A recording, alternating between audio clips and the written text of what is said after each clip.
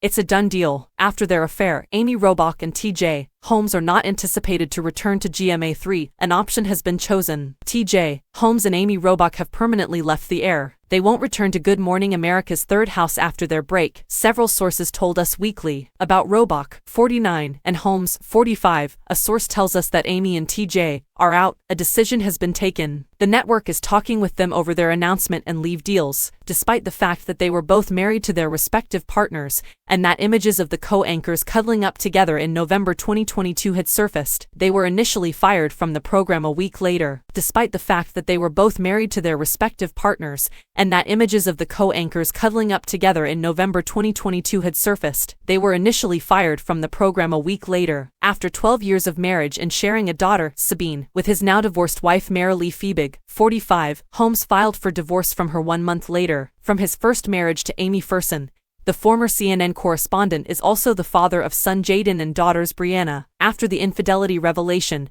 Robach and her 55-year-old husband Andrew Shue decided to be divorced. The anchor is the stepmother to Shue's 3 sons, Nathaniel, 26, Aiden, 23, and Wyatt, 18, as well as Tim McIntosh's daughters Ava, 20, and Annie, 16. One day after the story surfaced, on December 1, 2022, the alleged couple went back on the broadcast. Although they remained silent about the images, Robach and Holmes' friendship remained to be an internal and external distraction 4 days after ABC President Kim Godwin stated that they would not appear on television. The network wanted to do what's best for the corporation, even if they had technically not broken any business rules. It was then made known that the network was looking into the pair. According to a source, TJ and Amy aren't currently on camera so that ABC may thoroughly assess their relationship before bringing them back to the show. Before deciding how to proceed, ABC is investing resources to ensure there are no surprises, and that they have all the available facts. Since then, ABC has declined to publicly comment on Robach and Holmes' employment with the network. It has been stated repeatedly by the substitute hosts Stephanie Ramos and Gio Benitez that they are filling in for Robach and Holmes. The co-anchors are still listed in Good Morning America's opening titles.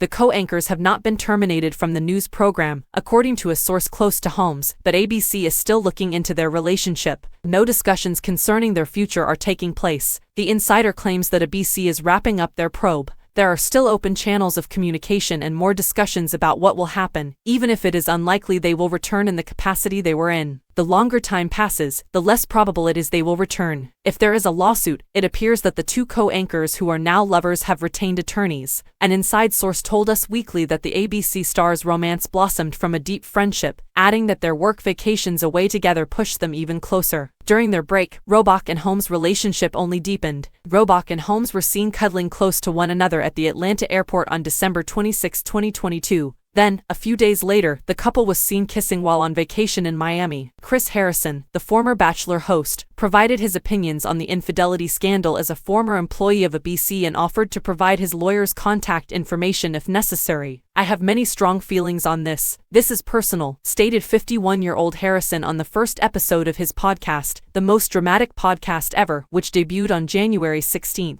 It was reported that Amy and TJ had been fired and retained counsel. "I respond, good for you guys. I'm happy for you." Harrison doesn't think that a mutually agreeable relationship between equal coworkers justifies dismissal. "I've worked in this industry for a very long time. You ratify these agreements. There are ethical requirements in there," he said. "Does falling in love violate moral principles? As a result of what they have done, they are being punished for the crime of falling in love. Is it also ethically repugnant? Is it illegal to fall in love with a coworker who is your equal under the law? They were co-hosts, so they are on equal footing. Is it unlawful or against the law to fall in love with someone who is on par with you and to act on those feelings?"